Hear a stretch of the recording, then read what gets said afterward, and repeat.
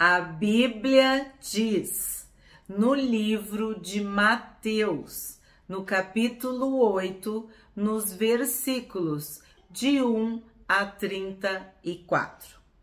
Quando Jesus desceu do monte, grandes multidões o seguiram. Nós sabemos que este monte é o monte onde ele pregou o sermão do monte, ou o sermão da montanha. Estudamos também as bem-aventuranças. Então, são os capítulos 5, 6 e 7 de Mateus, que já tem vídeo no canal, uma série sobre o Sermão do Monte. Cada trecho, um vídeo. Te convido a assistir. É do ano de 2023. Foi no ano passado.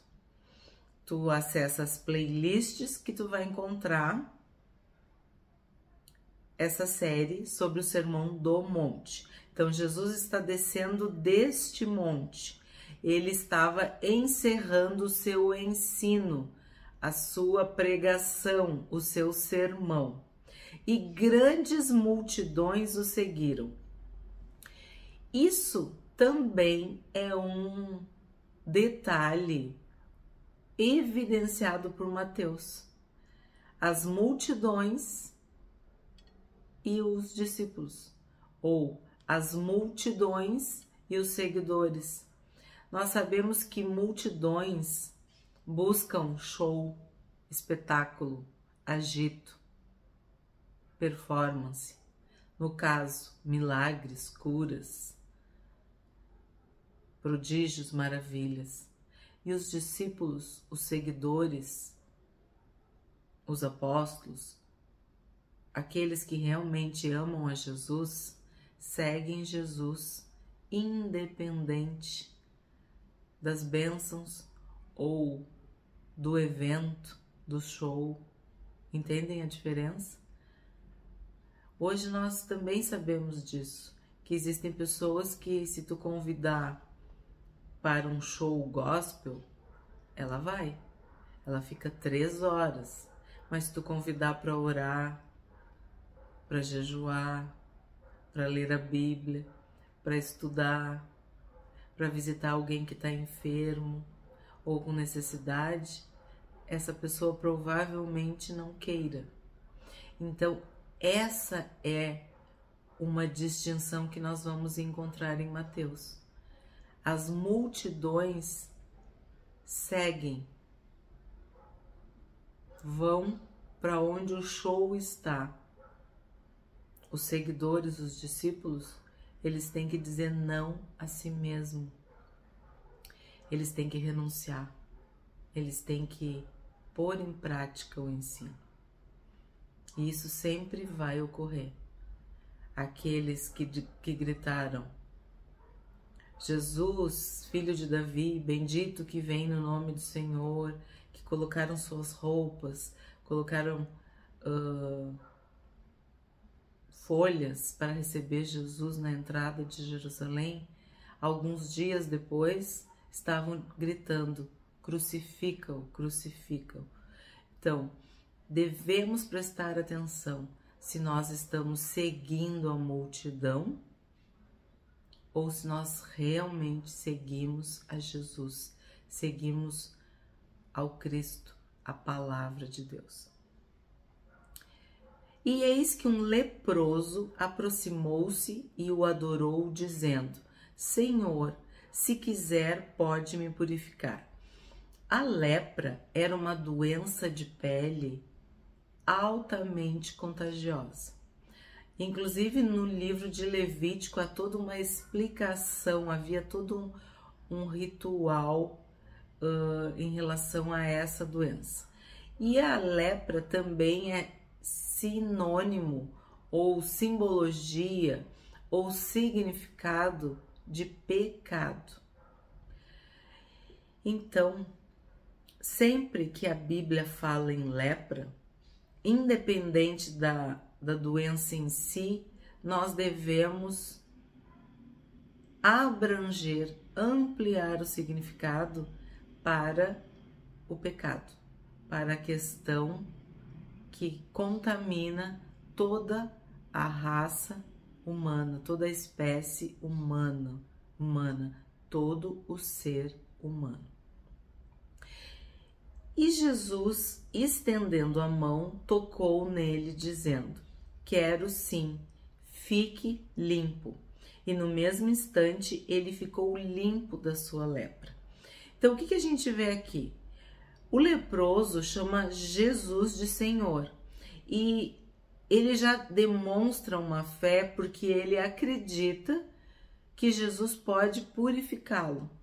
E Jesus concorda, dizendo que sim, eu quero te purificar. Tu fica limpo, fique limpo. E isso para nós, se agora a gente pensa no pecado, eu quero, Jesus, que tu perdoe o meu pecado, que tu me perdoe, que tu me limpe, que tu me purifique do meu pecado.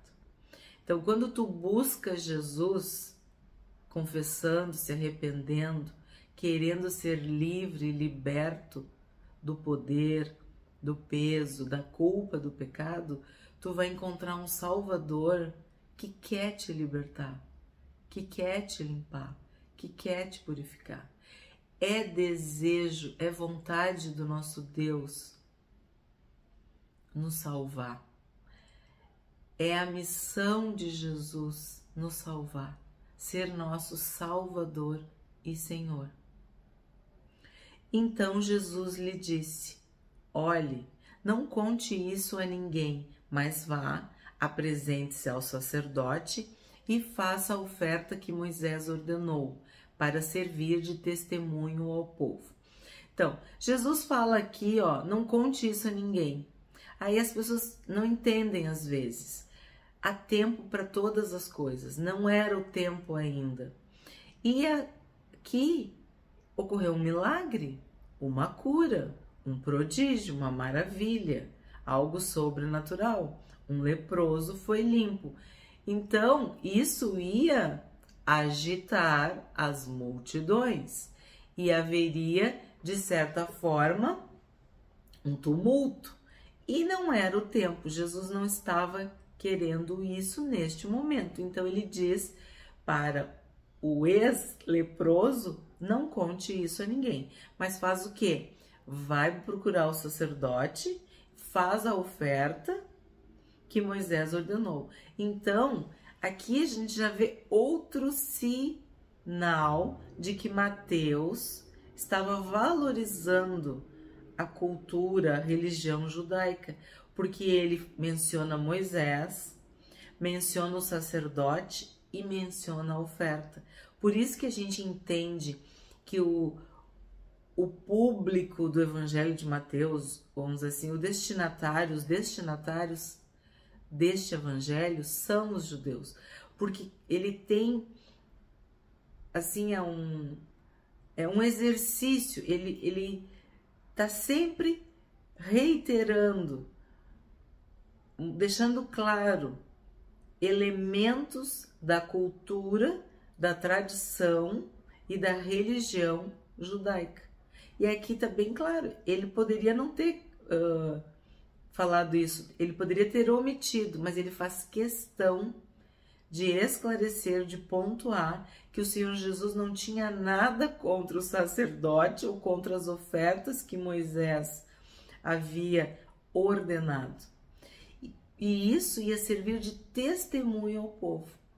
Então Jesus não estava contra os judeus, contra a cultura, as tradições ou a religião judaica, ou contra a lei, ou contra Moisés, não. Então a gente percebe que esse movimento Mateus está sempre fazendo, sempre deixando claro que Jesus é o Cristo, é o Messias, e ele estava inserido na cultura judaica, porque sim, Jesus era judeu.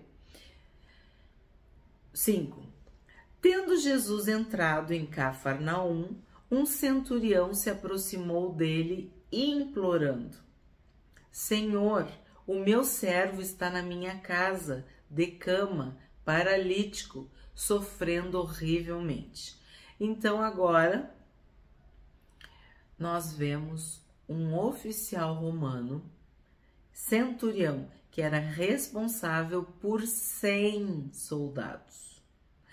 Eu aqui já me sinto,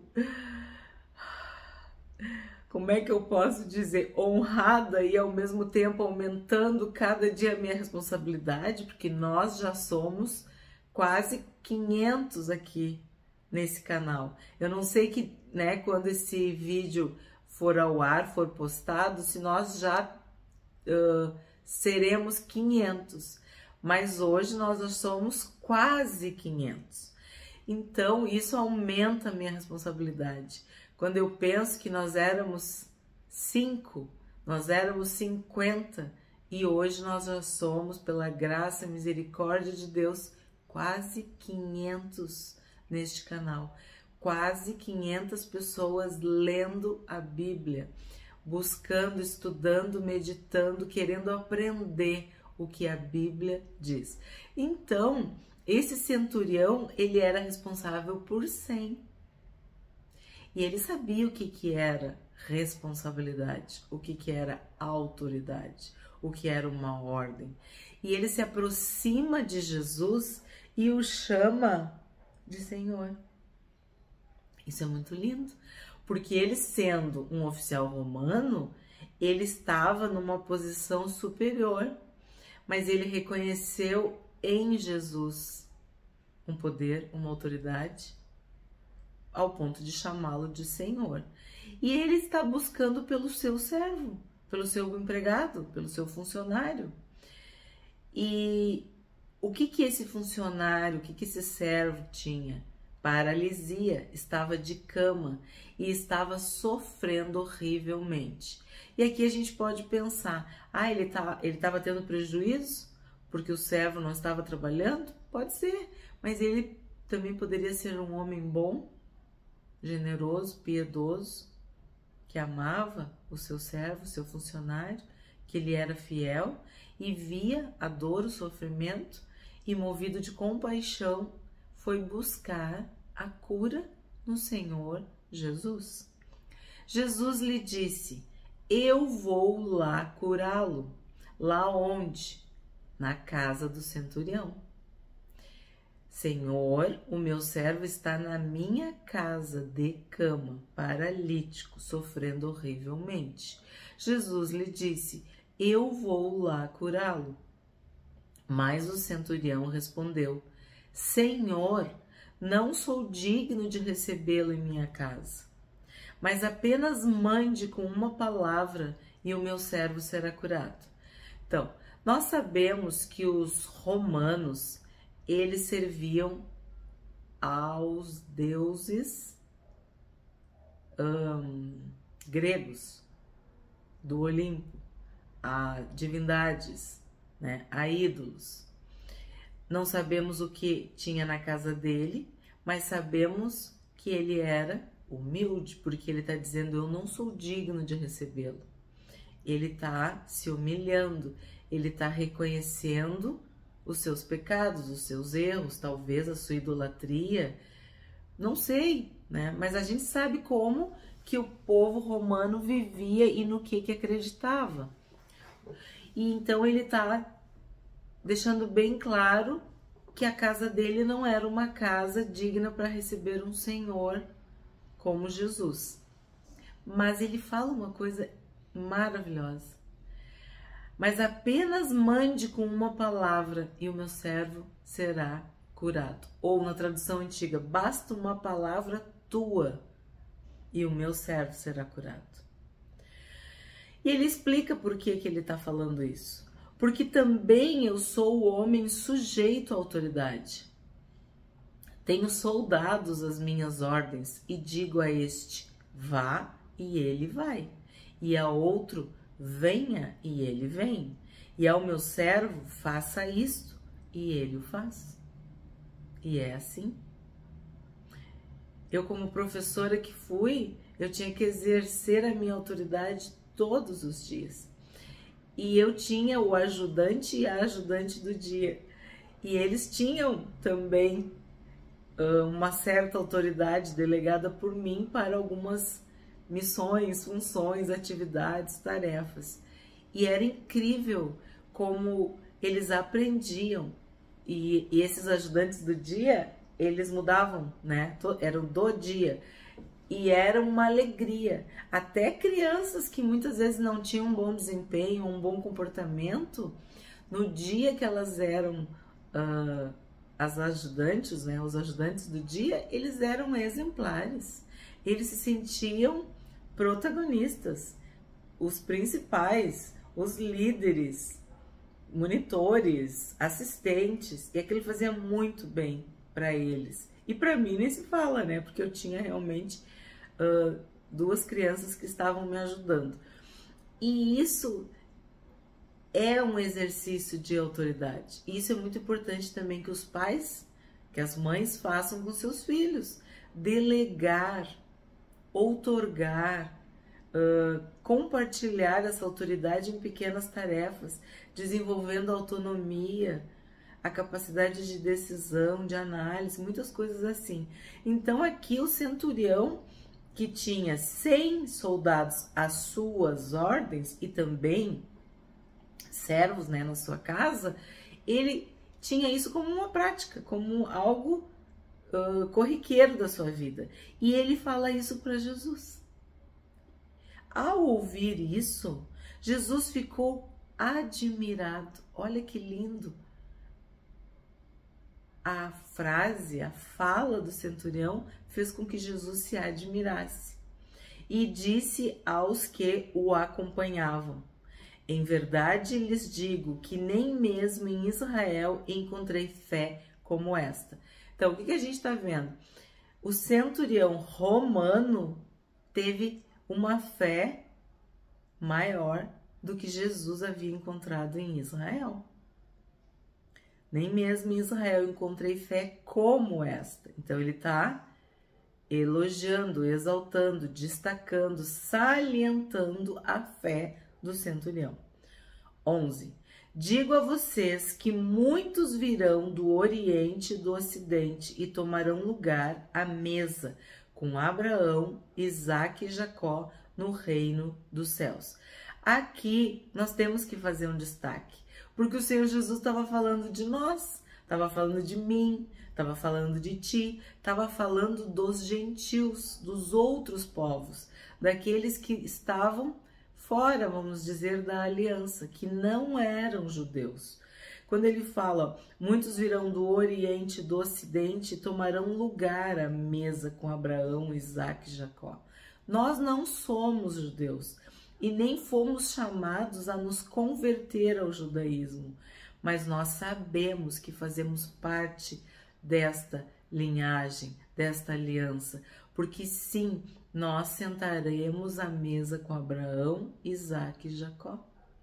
Todos os povos, todas as nações, todas as línguas, todas as tribos, onde o evangelho for pregado e um homem ou uma mulher se converter, se arrepender dos seus pecados e entregar a sua vida para Jesus, ele se tornará cidadão dos céus, cidadã dos céus.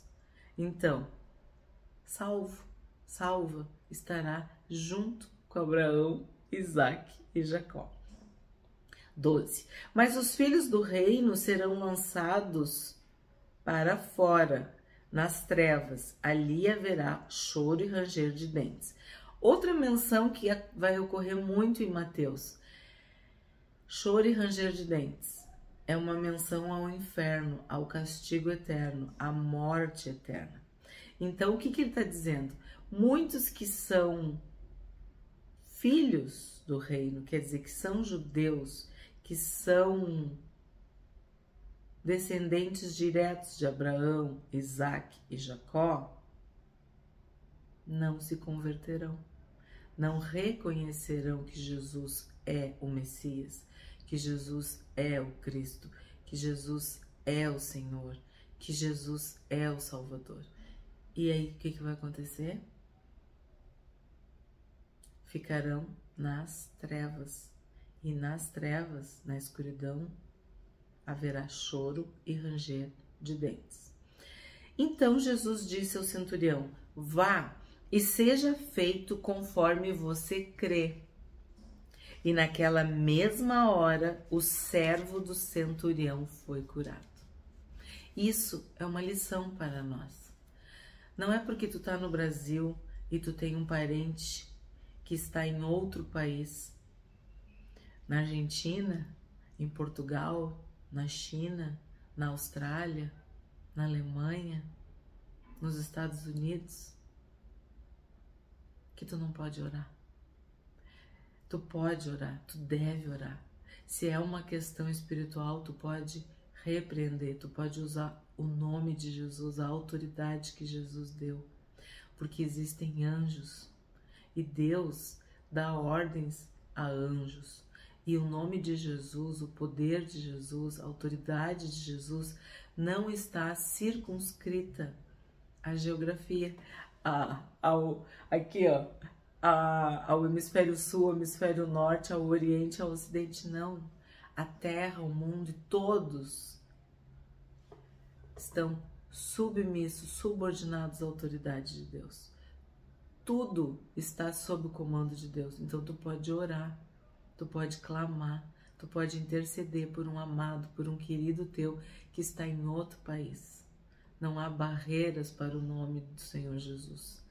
Não, nem no céu, nem na terra, nem embaixo da terra.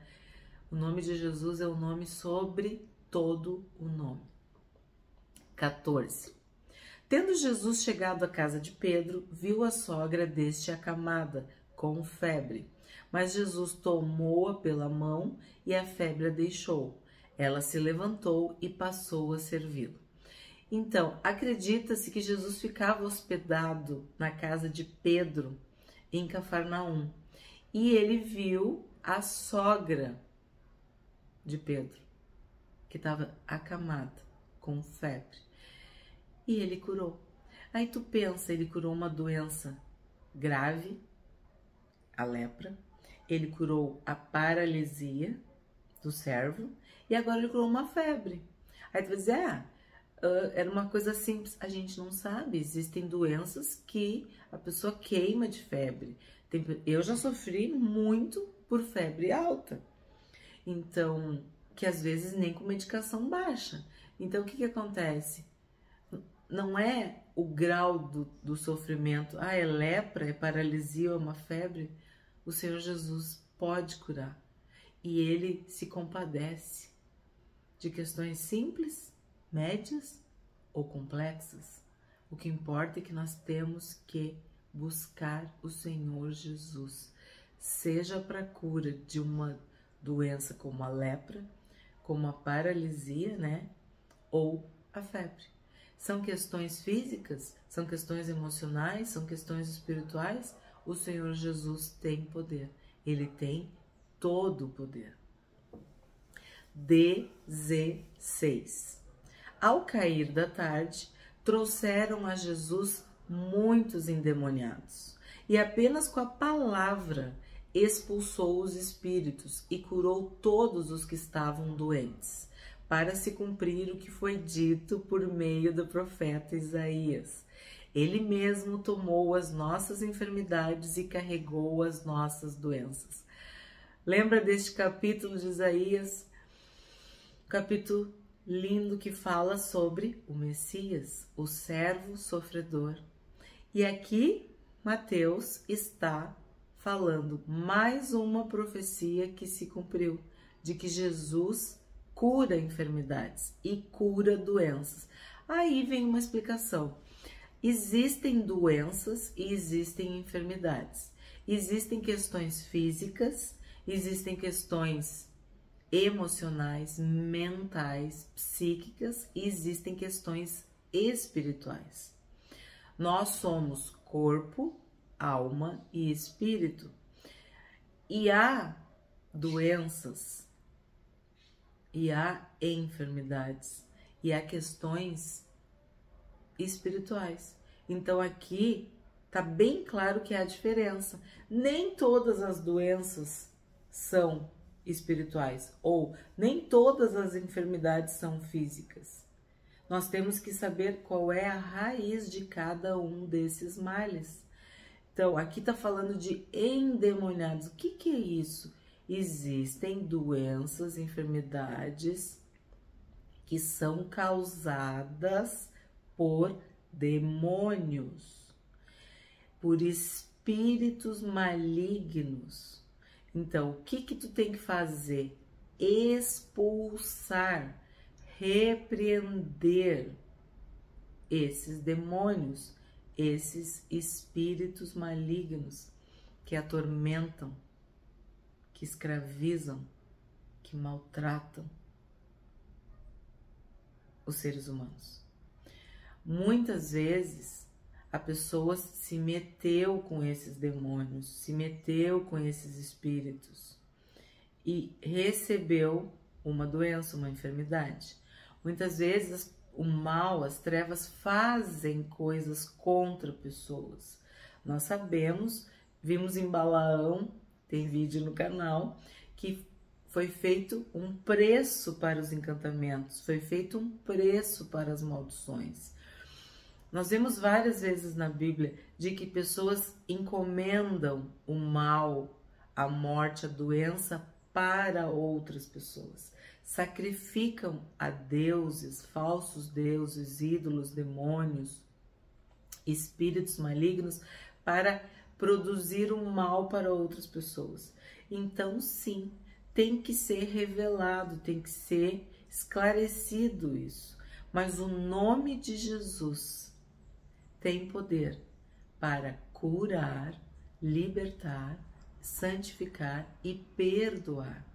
Muitas vezes também a pessoa recebe o perdão, confessa seus pecados, se arrepende e é curada, e é liberta, e vive uma nova vida em Cristo. Então esse trecho é muito importante, porque nem toda enfermidade é demônio, mas também nós não podemos excluir as questões espirituais de algumas doenças e também de questões mentais. 18. Vendo Jesus muita gente ao seu redor, ordenou que passassem para outra margem. Então tu imagina que já estava rolando um tumulto, uma confusão por causa dessa muita gente que estava ao redor de Jesus. Quando a Bíblia fala sobre passar para outra margem, a gente tem que entender que Jesus estava saindo do território judeu, saindo de Israel. E espiritualmente é muito importante essa outra margem. É como se Deus estivesse nos chamando, nos convocando, nos convidando, nos desafiando para uma outra etapa, uma outra fase. Tem um desafio pela frente. Nós vamos para a outra margem. Nós vamos para outra fase, para outra estação. E tem pessoas que sofrem porque não aceitam o término dessas estações, dessas fases, desse tempo. Então, Jesus está dizendo, está ordenando, passe para outra margem. Nós vamos para um outro estágio das nossas vidas. 19. Então, aproximando-se dele um escriba, disse a Jesus: Mestre, vou segui-lo para onde quer que o Senhor for. Mas Jesus lhe respondeu: As raposas têm as suas tocas e as aves do céu têm os seus ninhos, mas o Filho do Homem não tem onde reclinar a cabeça. Então Jesus estava dizendo o quê? Que ele não tinha paradeiro, ele tinha que ir onde Deus mandava. Ele ficava na casa de Pedro, ficava na casa desse, na casa daquele, né? Essa é uma questão. A outra é de que nada disso aqui é nosso. Nós somos hóspedes, peregrinos, estrangeiros, mordomos. Nós ansiamos, né? Queremos a pátria celestial. Queremos estar com Deus, com Cristo. Então, quando o escriba falou, Jesus discerniu o que ele estava falando. Por isso essa resposta. Vou segui-lo para onde quer que o Senhor for. Ele era um escriba, talvez ele estava pensando em algo, estava acreditando que pudesse ter algum benefício, não sei, algum conforto, não sei. Mas pela resposta que Jesus dá para ele, é porque Jesus viu que tinha algo ali que não estava 100%. Porque vou segui-lo para onde quer que o Senhor for. Parece tão lindo, tão perfeito, tão bonito, mas a resposta que Jesus dá é que o Filho do Homem não tem onde reclinar a cabeça. Então, eu não vou poder te hospedar, eu não vou poder te oferecer algo melhor. E aí vem o Filho do Homem, que é a expressão muito usada em Mateus. E nós estudamos em Ezequiel, Filho do Homem. E a gente aprendeu o quê? Que essa expressão era uma forma de humildade. Jesus queria dizer o quanto ele veio humilde, o quanto ele estava desprovido de riquezas, de bênçãos, de conforto, de posses ou de possibilidades humanas, que ele, como um servo fiel, estava humilhado. Ele estava esvaziado da sua glória, da sua honra. Ele veio como um ser humano, como um bebezinho que nasceu numa manjedoura. Jesus era e estava humilde e humilhado. E ele usa essa expressão para responder para o escriba, Filho do Homem. Então, eu sou só um ser humano, humilde, um servo, obedecendo o Senhor dos céus. 21. E outro dos discípulos lhe disse, Senhor, deixe-me ir primeiro sepultar o meu pai. Mas Jesus respondeu, siga-me e deixe que os mortos sepultem os seus mortos. Esse versículo, infelizmente, muitas vezes é mal interpretado. Jesus não está dizendo que tu não tem que sepultar, deixe que os mortos sepultem os seus mortos. Ele não está fazendo uma apologia a tu abandonar teu pai ou tua família. Não é isso. Ele está querendo deixar bem claro que seguir Jesus tem uma hierarquia, tem uma prioridade. Ninguém pode estar acima de Deus, de Jesus. Buscai primeiro o reino de Deus e a sua justiça, e todas as coisas vos serão acrescentadas. Então, quem ama seu pai e sua mãe mais do que a mim não é digno de mim. Então, quando ele diz assim, eu vou te seguir, mas eu tenho que sepultar meu pai, ele está dando uma condicional. Quer dizer, o coração dele não estava íntegro, inteiro, totalmente, completamente entregue para Jesus. É esse o sentido. E quando Jesus diz siga-me, né? É porque ele tinha uma preocupação com este mundo aqui. Ele na hora que falou que ia seguir, deixe-me ir primeiro, ele já está dizendo, meu pai, minha família, minha vida aqui está em primeiro lugar. E quando Jesus chamou Pedro e André, eles logo largaram as redes. Eles largaram o barco, eles largaram o pai ali, né? Eles deixaram tudo para segui-lo. Isso é uma lição para nós também. Tem alguma coisa nos amarrando, nos prendendo? A mulher de Ló que olhou para trás. Teu coração está onde? Onde está o teu coração, está o teu tesouro. Então, é isso que Jesus está falando aqui. 23. Jesus entrou no barco e os seus discípulos o seguiram. No barco de Jesus não é a multidão que entra, são os discípulos. As multidões ficaram do lado de fora, ficaram na outra margem. E eis que levantou-se no mar uma grande tempestade, de modo que as ondas cobriam o barco. Jesus, porém, estava dormindo. Já temos vídeo no canal, inclusive é um dos vídeos que está em alta. Mas os discípulos foram acordá-lo, dizendo: Senhor, salve-nos, estamos perecendo. Então Jesus perguntou: Por que vocês são tão medrosos, homens de pequena fé?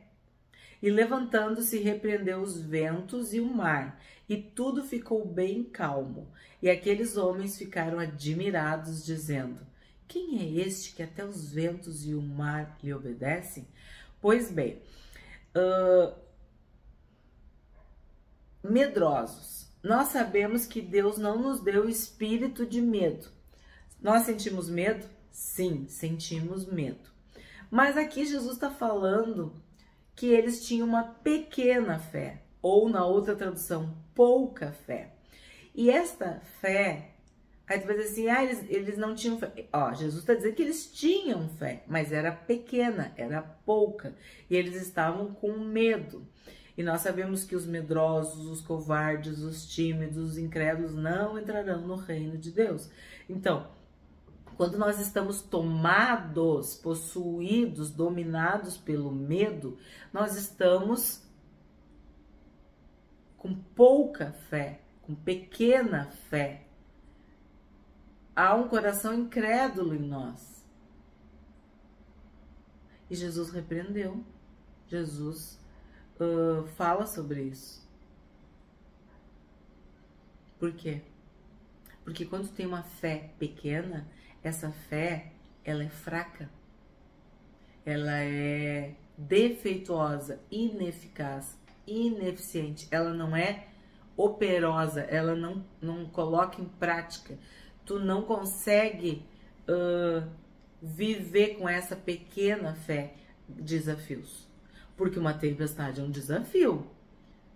Tu tá num barco e aí no mar e ocorre uma grande tempestade e vem ondas que cobrem o barco, tu fica com medo. Só que quem que tá no teu barco? Jesus? Ou tu tá no barco com Jesus e Jesus tá dormindo? Jesus, porém, estava dormindo, que é o vídeo. Jesus estava dormindo. E aí ele nos deixa claro que nós teremos desafios? Sim. Teremos que enfrentar tempestades? Sim. Ondas gigantes, altas? Sim. O barco quase afundar? Sim. Mas nós podemos pedir por ele, clamar por ele e exercitar a nossa fé. E pedir para que ele aumente essa fé, para que ele produza em nós uma fé eficiente, uma fé forte, uma fé poderosa. E aí, ele diz que ele repreende os ventos e o mar, e tudo ficou calmo. E aí eles falam, quem é este que até os ventos e o mar lhe obedecem? Então, essa é uma grande resposta. É uma pergunta, mas a grande resposta é Deus. É Jesus que controla os ventos, que controla a tempestade, que controla as chuvas, que controla o mar. É Deus, é Jesus.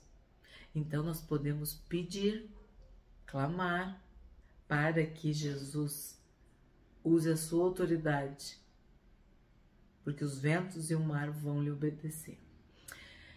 Quando Jesus chegou à outra margem, a terra dos Gadarenos, viu? Era uma cidade gentílica, né? Gadara era uma cidade, um povo, uma nação fora de Israel, tá? Um território que não pertencia a Israel. Quando Jesus chegou à outra margem, a terra dos Gadarenos, 2 endemoniados foram ao seu encontro, saindo dentre os túmulos. Eles eram tão furiosos que ninguém podia passar por aquele caminho. E eis que gritaram: o que você quer conosco, filho de Deus? Você veio aqui nos atormentar antes do tempo? Ora, uma grande manada de porcos estava pastando não longe deles. Então os demônios pediram a Jesus com insistência: se você vai nos expulsar, mande-nos para a manada de porcos. Jesus disse: pois vão. E eles saindo entraram nos porcos. E eis que toda a manada se precipitou despenhadeiro abaixo, para dentro do mar, e morreram nas águas. Os que tratavam dos porcos fugiram e, chegando à cidade, anunciaram todas estas coisas e o que tinha acontecido com os endemoniados. Então a cidade toda saiu para encontrar-se com Jesus, e ao vê-lo pediram-lhe com insistência que se retirassem da terra deles. Então, o que acontece aqui? Jesus vai para outra margem, vai para um território que não é judeu, para salvar, curar, libertar dois homens, para expulsar os demônios desses dois homens. E claro, a gente conhece esse relato em outros evangelhos. Então, o que acontece? A gente sabe que esse caso era gravíssimo.